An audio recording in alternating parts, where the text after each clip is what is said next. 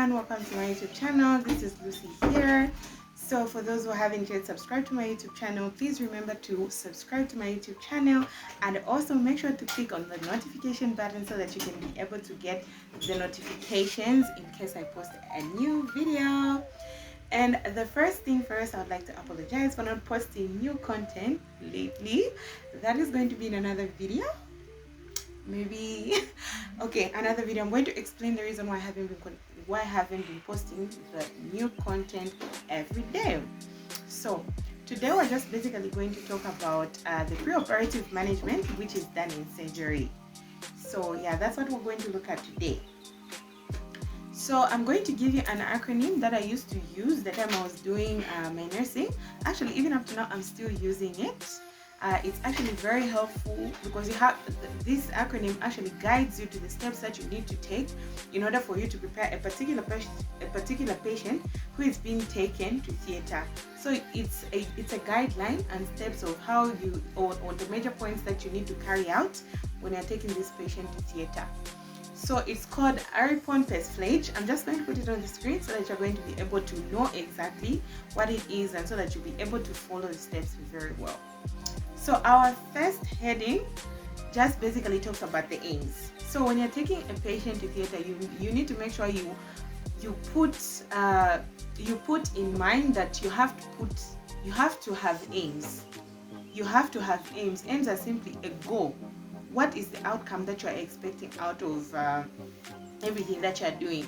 So you have to make sure some of the aims and the examples that I can give is you are going to make sure you give you explain to this particular patient about the procedure in order for you to gain and earn their cooperation and in order for them to understand the procedure and it will also relieve their anxiety. You're also going to make sure you give them prescribed antibiotics in order for you to prevent any infections or any post-operative infection. It will basically act as prophylaxis. So those are some of the aims that you can put down. Yes. So the next point that you're also going to look at is resuscitation. Note. This point, this heading basically falls when a person has come with an emergency type of surgery. Maybe, for example, this person has come with a large wound and there's severe hemorrhage there. Resuscitation has to be included in that particular place, in that particular situation, which means the wound has to be arrested. You have to prevent bleeding, to prevent hypovolemic shock. You also have to check the airways. Is the airway patent? Is there, if there is anything that is occluding the airway, you have to make sure you remove it. You also need to also talk about the breathing. How is their respiration rate? How is their pulse rate? You need to make sure you check all these things, and then you also have to make sure you cannulate this particular patient, which is falling under circulation. So circulation is a subheading under the resuscitation. So you have to make sure you insert a cannula. This cannula is going to be used to infuse fluids or blood in the body of this particular patient. So you have to make sure a cannula has to be inserted and fluids have to keep running in order for you to promote circulation in the body. So those are the major things that you have to do under resuscitation. So I'm saying resuscitation will only come in if the procedure is an emergency or urgent procedure. That is when you're going to put in the resuscitation. And the major subheadings that come under resuscitation are airway, breathing, and circulation. But since I'm talking about a person who has come with hemorrhage, you also have to make sure you arrest the bleeding before you even take this particular patient to theater. So that's under resuscitation. Then the next thing you're going to do, the next heading is the investigation.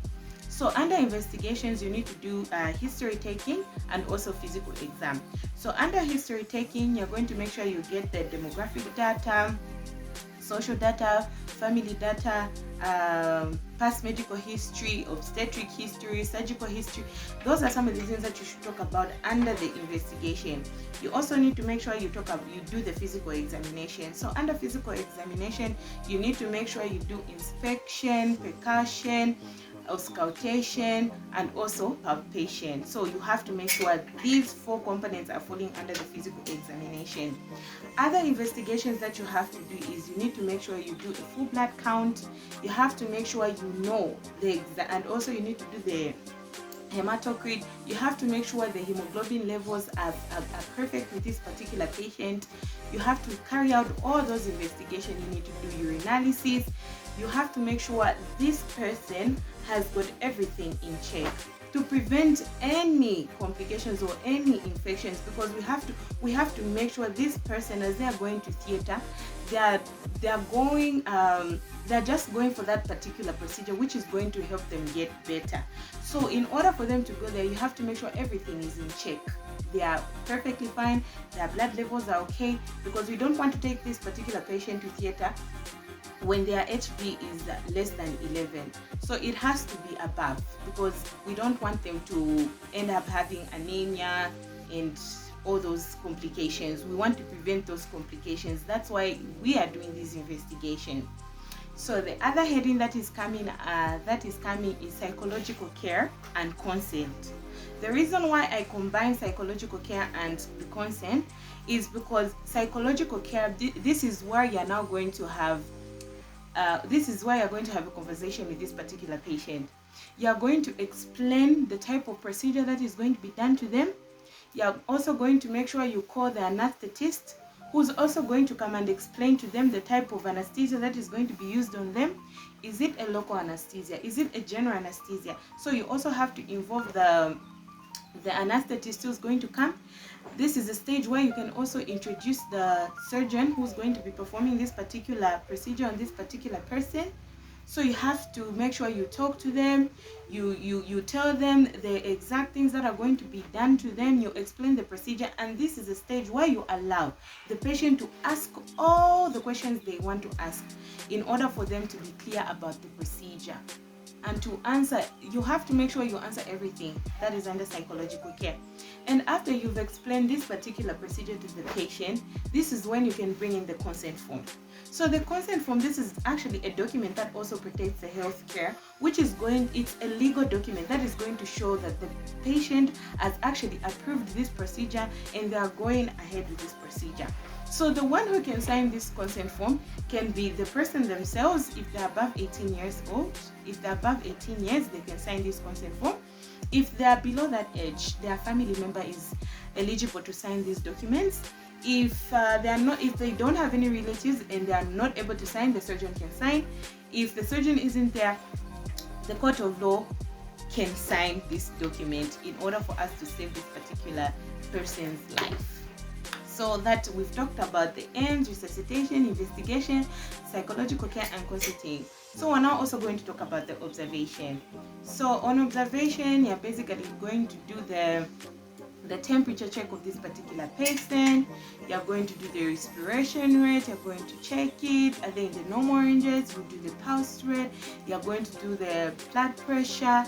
You're just also going to observe generally how this particular person is looking.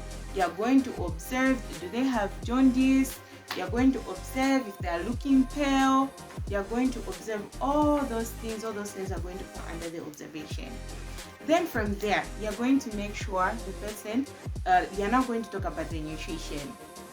You're going to now talk about the nutrition. So you have to make sure this person, if we're talking about the elective type of management, which is planned for ahead, you have to make sure this person is having a balanced diet, which is containing proteins, because we know proteins help in wound healing, formation of new cells.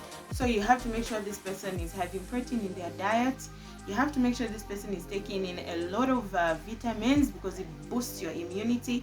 You have to make sure this person is taking in a lot of food that is containing iron. So the diet just has to be balanced.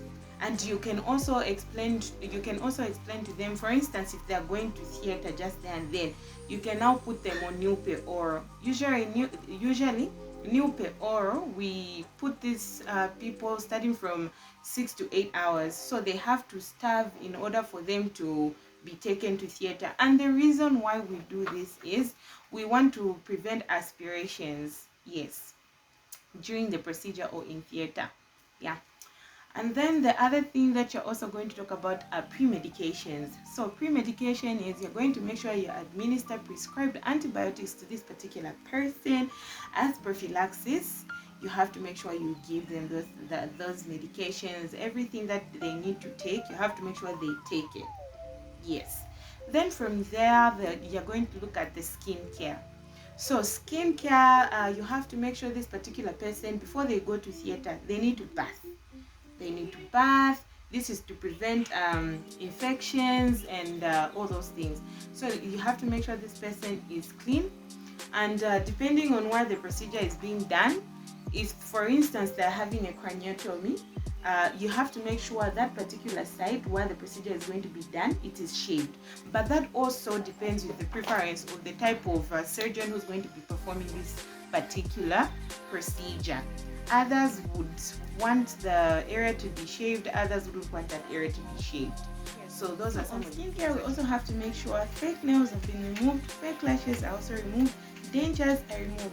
And if the patient is also having any prosthetics, you have to make sure you remove them. So these are just simply, if the person was amputated, then they now created a leg for them, you have to make sure you remove it. So we're then now going to talk about FAO. So the FAO, we have to make sure the consent form is there.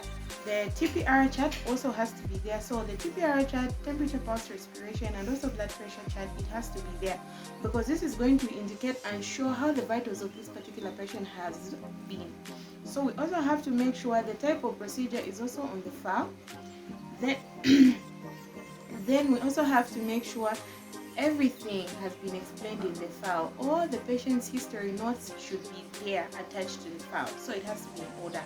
Then you go to labeling. So labeling, we're going to make sure we label this particular patient, and the type of information that is going to be on the label is their age, their name, age, sex, the type of procedure that is going to be done on them, and also their hospital ID number. Yes, so this identity label can either be put on the forehead or on the wrist. Then from there, you're also going to talk about gowning. So gowning, we're going to give them a clean gown, and this is just to prevent infection, because the patient can't be taken to theater with the clothes that they're having on. So you have to make sure you give them a hospital gown to prevent any excessive infection. Then from there, you're going to escort this particular patient to theater and give a proper handover for continuity of care and management. Then from there, you're also going to make sure you make a post-operative bed for this particular patient as you are waiting for them to come back to the ward. So basically, these are some of the things that you're supposed to take note as you are preparing a patient who's going to theater preoperatively. I hope you've enjoyed this video, and make sure to keep reading to expand your knowledge. Yes, and keep adding to what you've learned. Thank you very much. Don't forget to subscribe to my YouTube channel. Have a great day.